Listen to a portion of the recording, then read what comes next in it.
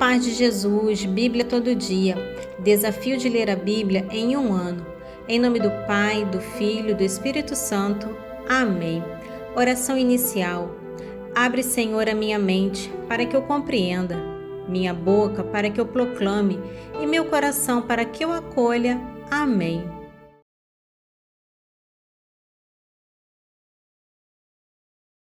O livro de Esdras inicia de forma crucial, marcando o fim do cativeiro babilônico e o início do retorno do povo judeu à sua terra, para reconstruir o templo em Jerusalém.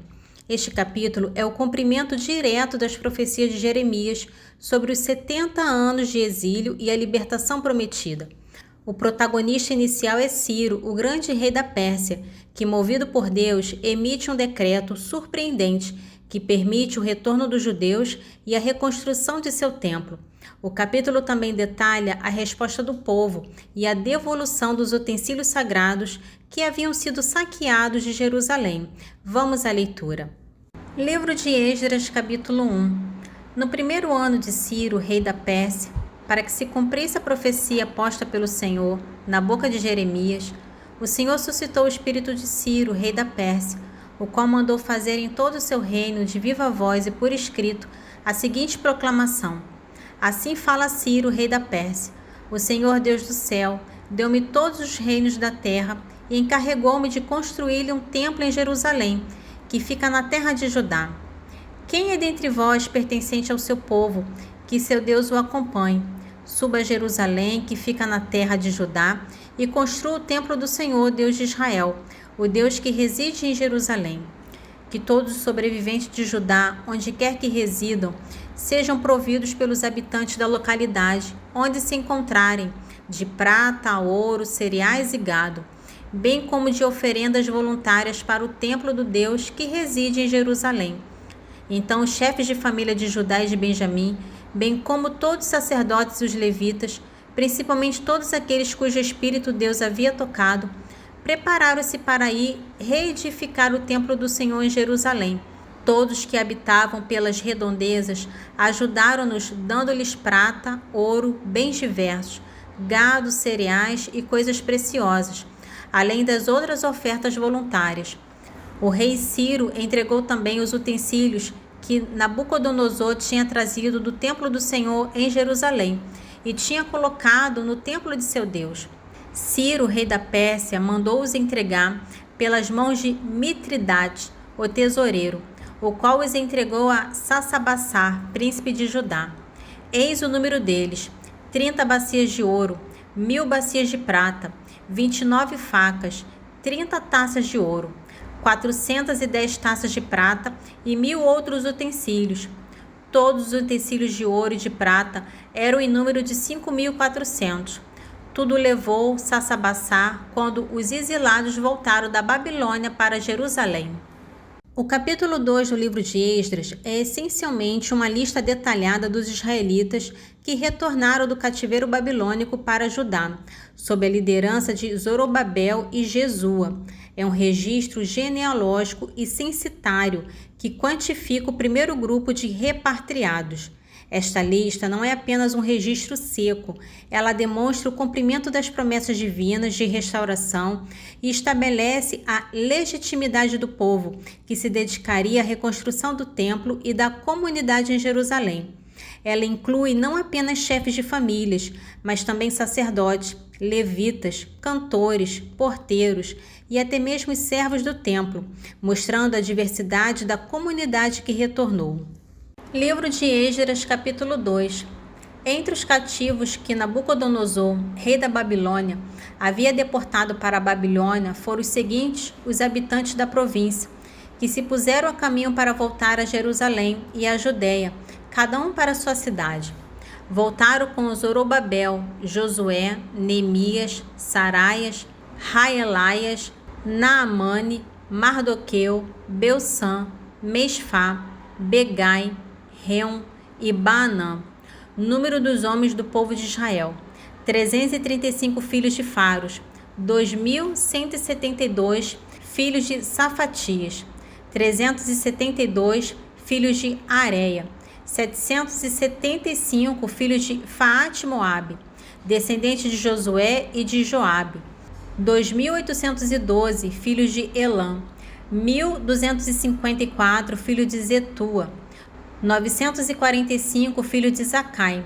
770, filhos de Bani. 642, filhos de Bebai. 623, filho de Azigade.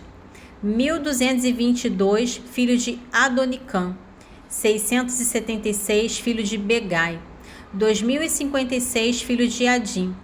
454, filhos de Ater, do ramo de Ezequias. 98, filhos de Besai. 323, filho de Jora. 112, filhos de Assum. 223, filhos de Gebá. 95, filhos de Belém. 123, os homens de Netofa. 56, os homens de Anatote. 128, filhos de Bet-Azimote. 42, filhos de Cariatarim, de Cafira e de Berote. 743, filhos de Ramá e de Geba. 621, homens de Maquimas. 122, filhos de Betel e de Ai. 223, filhos de Nebo. 52, filhos de Meguebes. 156, filhos de outro Elã. 1.254, filhos de Arim. 320, filhos de Lode, de Adide e de Ono. 725, filhos de Jericó. 345, filhos de Senaã. 3.630. Sacerdote, filho de Gedaias, da casa de Josué. 973, filho de Emer. 1.052, filho de Fassu. 1.247, filhos de Arim. 1.017. Levitas, filho de Josué e de Cadmiel, descendentes de Odovias. 74. Cantores, filho de Asaf. 128. Porteiros, filho de Selum, filhos de Até, filhos de Teumon, filhos de Acube, filhos de Atita, filhos de Sobai, ao todo 139. Natineus, filho de Sia, filhos de Assufa, filhos de Tabaote, filhos de Ceros, filhos de Siá, filhos de Fadom, filhos de Lebana, filhos de Agaba, filhos de Acube, filhos de Agabe, filhos de Senlai, filhos de Anã, filhos de Gidel, filhos de Gaé, filhos de Raiás, filhos de Rassim, filhos de Necoda, filhos de Gazã, filhos de Uza, filhos de Faceia, filhos de Bessai, filhos de Acena, filhos de Muni, filhos de Nefussim, filhos de Babibuque, filhos de Acufa, filhos de Aru, filhos de Baslute, filhos de Maida, filhos de Arsa, filhos de Bercos, filhos de Cícera, filhos de Tema, filhos de Nacias, filhos de Atifa, os filhos dos escravos de Salomão, filhos de Sotai, filhos de Soforete, filhos de Feruda, filho de Jaala, filhos de Darcon, filhos de Gidel, filhos de Safatias, filhos de Atil, filhos de Foquerete Asebaim, filhos de Amim. Total dos natineus e dos filhos dos escravos de Salomão, 392. Eis descritos também aqueles que Tel-Mela e Tel-Arsá, de Querube, Adom e de Emer.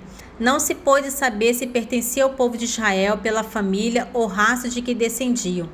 Filhos de Dalaias, filhos de Tobias, filho de Necoda, 652. E entre os sacerdotes, filho de Abias, filho de Acós, filho de Berselai, que assim foi chamado, por ter tomado como esposa uma das filhas de Berzelai, o Galadita. Eles procuraram esclarecer a sua genealogia, mas não puderam encontrar. Assim foram excluídos do sacerdócio. O governador proibiu-os de comer das coisas sagradas, até que conseguisse encontrar um sacerdote qualificados para consultar Deus pelo Uri e Tumim. O total do povo reunido era de 42.360 pessoas, sem contar seus escravos e escravas, em número de 7.337. Tinham consigo também 200 cantores e cantoras. Possuíam 736 cavalos, 245 jumentos, 435 camelos e 6.720 jumentas. Vários chefes de família, chegando ao templo do Senhor, fizeram ofertas voluntárias para a casa de Deus, a fim de que a mesma fosse restaurada. Contribuíram para os tesouros da obra, cada um segundo suas posses, com 61.000 dáricos de ouro, 5.000 de prata e 100 vestes sacerdotais. Os sacerdotes, os levitas, as pessoas do povo, os cantores, os porteiros e os natineus estabeleceram-se em suas respectivas cidades. Assim, todos os israelitas habitaram, cada um em sua localidade. O capítulo 3 do livro de Esdras marca um passo crucial na restauração da comunidade judaica em Jerusalém, após o exílio babilônico. Ele descreve a reconstrução do altar e a retomada dos sacrifícios diários, um ato fundamental para restabelecer o culto a Deus no local sagrado. Posteriormente, o capítulo narra o lançamento dos fundamentos do novo templo, um evento que, embora cause grande alegria e esperança para muitos, também provoca tristeza e choro entre os mais velhos, que se lembravam da glória do templo anterior de Salomão. Livro de Esdras, capítulo 3. Tendo chegado o 7º mês, estando os filhos de Israel instalados em suas cidades, todo o povo se reuniu como um só homem em Jerusalém. Então Josué, filho de Josedeque, e seus irmãos sacerdotes, bem como Zorobabel, filho de Salatiel, e seus irmãos, principiaram a reconstrução do altar do Deus de Israel e ofereceram holocaustos como a lei de Moisés, homem de Deus, prescrevia. Reconstruíram o altar sobre as antigas bases, porque tinham medo dos habitantes vizinhos, e ofereceram holocaustos ao Senhor pela manhã e pela tarde. Em seguida, celebraram a festa dos tabernáculos, como estava prescrito, e diariamente ofereciam holocaustos de acordo com o número prescrito para cada dia. Depois disso, ofereceram o holocausto perpétuo, os das neôminas e de todas as solenidades consagradas ao Senhor, assim como os daqueles que faziam uma oferta ao Senhor. No primeiro dia do 7º mês, começaram a oferecer holocaustos ao Senhor, mas os fundamentos do templo do Senhor não estavam ainda colocados. Foram então contratados canteiros e carpinteiros. Deram aos sidônios e tírios víveres, azeite e vinho, para que trouxessem por mar a madeira dos cedros, desde o Líbano até Jope, segundo a autorização que lhes tinha dado Ciro, rei da Pérsia. No 2º ano de sua chegada ao templo de Deus, em Jerusalém, no 2º mês, Zorobabel, filho de Salatiel, e Josué, filho de Josedeque, tendo consigo seus irmãos, os sacerdotes, os levitas e todos os que haviam voltado ao cativeiro para Jerusalém, puseram-se a trabalhar. Os levitas de 20 anos para cima foram encarregados da direção dos trabalhos do templo do Senhor. Josué com seus filhos e irmãos, Cadmiel com seus filhos, filhos de Odovias, propuseram-se unanimemente a dirigir os que trabalhavam na construção da casa de Deus. Os mesmos fizeram os filhos de Enadade, com seus filhos e seus irmãos que eram levitas. Logo que os pedreiros lançaram os fundamentos do templo do Senhor, apresentaram os seus sacerdotes ornamentados para assistir à cerimônia, com as trombetas e os levitas, filhos de Asaf, com os símbolos, para louvarem o Senhor, segundo as ordens de Davi, rei de Israel. Entoaram ao Senhor este refrão de louvor, porque Ele é bom e porque sua misericórdia com Israel permanece para sempre. E todo o povo soltou aclamações de alegria para celebrar o Senhor, por ocasião do lançamento dos alicerces de sua casa. Mas enquanto muitos gritavam de alegria e júbilo, muitos sacerdotes levitas e chefes de família, já idosos, que tinham visto o primeiro templo, choravam em alta voz, enquanto diante deles eram lançados os alicerces do novo edifício. Era impossível distinguir os gritos de alegria dos clamores daqueles que choravam, pois todo o povo gritava em altos brados e o eco de suas vozes se podia ouvir de longe. Esse trecho de Atos 19 descreve as consequências do ministério poderoso de Paulo em Éfeso, particularmente o confronto entre o Evangelho e as forças espirituais e sociais da cidade. Inicia com um episódio marcante envolvendo exorcistas judeus que tentam imitar o poder de Paulo, resultando em um reconhecimento público do poder do nome de Jesus e um grande medo sobre a magia. A segunda parte detalha o motim dos ourives de Éfeso, liderados por Demétrio, em defesa do culto à deusa Artemis, mostrando o impacto econômico e religioso do avanço do cristianismo. O capítulo culmina com a intervenção do escrivão da cidade, que acalma a multidão e encerra a tumultuosa assembleia, revelando a proteção divina sobre Paulo. Atos dos Apóstolos, capítulo 19, dos versículos 13 ao 41. Alguns judeus exorcistas que percorriam vários lugares inventaram e invocaram o nome do Senhor Jesus sobre os que se achavam possessos dos espíritos malignos com as palavras: "Esconjuro-vos por Jesus, a quem Paulo prega." Assim procediam os 7 filhos de um judeu chamado Cefas, sumo sacerdote. Mas o espírito maligno replicou-lhes: "Conheço Jesus e sei quem é Paulo, mas vós quem sois?" Nisso, o homem possuído do espírito maligno, saltando sobre eles, apoderou-se de 2 deles e subjugou-os de tal maneira que tiveram de fugir daquela casa feridos e com as roupas estraçalhadas. Este caso tornou-se em breve conhecido de todos os judeus e gregos de Éfeso, e encheu-os de temor e engrandeceram o nome do Senhor Jesus. Muitos dos que haviam acreditado vinham confessar e declarar as suas obras. Muitos também que tinham exercido artes mágicas ajuntaram seus livros e queimaram-nos diante de todos. Calculou-se o seu valor e achou-se que montava a 50.000 moedas de prata. Foi assim que o poder do Senhor fez crescer a palavra e a tornou sempre mais eficaz. Concluídas essas coisas, Paulo resolveu ir a Jerusalém, depois de atravessar a Macedônia e a Caia. "Depois de eu ter estado lá", disse ele, "é necessário que veja também Roma." Enviou à Macedônia 2 de seus auxiliares, Timóteo e Erasto, mas ele mesmo se demorou ainda por algum tempo na Ásia. Por esse tempo, ocorreu um grande alvoroço a respeito do Evangelho. Um ourive chamado Demétrio, que fazia de prata templozinhos de Ártemis, dava muito a ganhar aos artífices. Convocou-os juntamente com os demais operários do mesmo ramo e disse: "Conheceis o lucro que nos resulta desta indústria.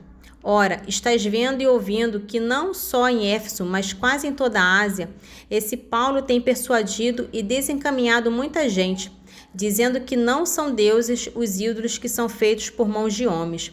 Daí não somente há perigo de que essa nossa corporação caia em descrédito, como também que o templo da grande Ártemis seja desconsiderado e até mesmo seja despojado de sua majestade, aquela que toda a Ásia e o mundo inteiro adoram."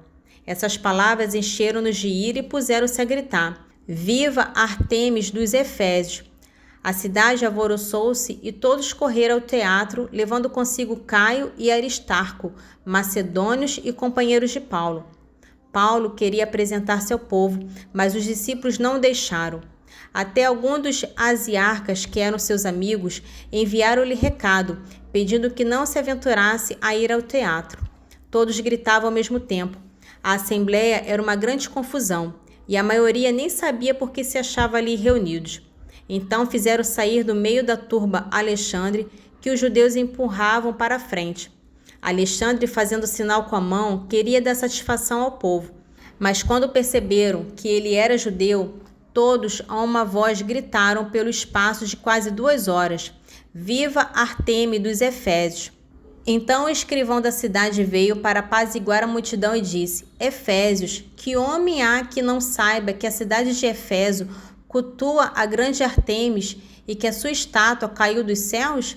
Se isso é incontestável, convém que vos sossegueis e nada façais inconsideradamente.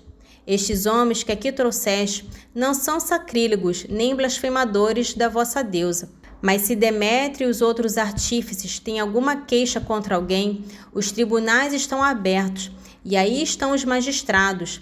Institua-se um processo contra eles. Se tendes reclamação a fazer, a Assembleia Legal decidirá. Do que se deu hoje, até corremos risco de sermos acusados de rebelião, porque não há motivo algum que nos permita justificar este concurso." A essas palavras dissolveu-se a aglomeração. O trecho do Salmo 71, ele é messiânico e real, atribuído a Salomão. Ele é uma oração e uma profecia que descreve o reinado ideal de um monarca justo, cujas características e bênçãos transcendem a realidade de qualquer rei terreno, apontando, em última instância, para o reino do Messias. O trecho inicial foca na súplica para que Deus conceda ao rei a sua própria justiça e discernimento, resultando em um governo que traga paz, equidade e prosperidade para o povo, especialmente para os humildes e oprimidos. A adoração e a natureza benigna de seu reinado são comparadas a fenômenos naturais que trazem vida e renovação. Salmo 71, dos versículos 1 ao 5. Ó Deus, confiai ao rei os vossos juízos, entregai a justiça nas mãos do Filho real, para que ele governe com justiça vosso povo e reine sobre vossos humildes servos com equidade. Produzirão as montanhas frutos de paz ao vosso povo, e as colinas frutos de justiça. Ele protegerá os humildes do povo, salvará os filhos dos pobres e abaterá o opressor. Ele viverá tão longamente como dura o sol, tanto quanto ilumina a lua através das gerações. Nesse trecho de sabedoria, continua o argumento do autor sobre a justiça retributiva de Deus, especialmente manifesta nas pragas do Egito. Ele aprofunda a ideia de que Deus castiga os ímpios usando os próprios elementos e criaturas que eles adoravam ou que eram símbolo de seu pecado, enquanto ao mesmo tempo demonstra misericórdia e paciência, mesmo em meio ao juízo. O texto destaca a praga das rãs e dos peixes, e depois eleva-se uma reflexão sobre a onipotência divina, afirmando que Deus poderia ter destruído o Egito de muitas outras maneiras, mas preferiu um castigo gradual e por parte, com o propósito de instrução e arrependimento. A culminação é uma sublime declaração sobre a natureza da sabedoria e o poder inigualável de Deus. Livro da Sabedoria, capítulo 11, dos versículos 15 ao 22. Por outro lado, para os punir dos loucos pensamentos de sua perversidade, que os faziam extraviar-se na adoração de répteis irracionais e de vis animais, enviastes contra eles uma multidão de animais estúpidos, a fim de que compreendesse que por onde cada um peca será punido. Não era difícil a vossa mão todo-poderosa, que formou o mundo de matéria informe, mandar contra eles bandos de urso e de leões ferozes, ou animais desconhecidos e de uma nova espécie, cheios de furor, exalando um hálito inflamado, ou espalhando um fumo infeto, ou lançando de seus olhos faíscas terríveis, capazes não só de os terminar com seus golpes, mas ainda de os matar de terror só pelo seu aspecto. E mesmo sem isso, eles poderiam perecer por um sopro, perseguidos pela justiça e arrebatados pelo vento de vosso poder. Mas dispusestes tudo com medida, quantidade e peso, porque sempre vos é possível mostrar vosso poder imenso. E quem poderá resistir à força de vosso braço? Diante de vós o mundo inteiro é como um nada, que faz pender a balança, ou como uma gota de orvalho, que desce de madrugada sobre a terra. Oração final. Senhor, te louvo e agradeço, porque deixastes tua palavra viva no meio de nós. Que as tuas palavras fiquem guardadas em meu coração e que eu seja testemunha viva do vosso Evangelho. Amém. Em nome do Pai, do Filho e do Espírito Santo. Amém.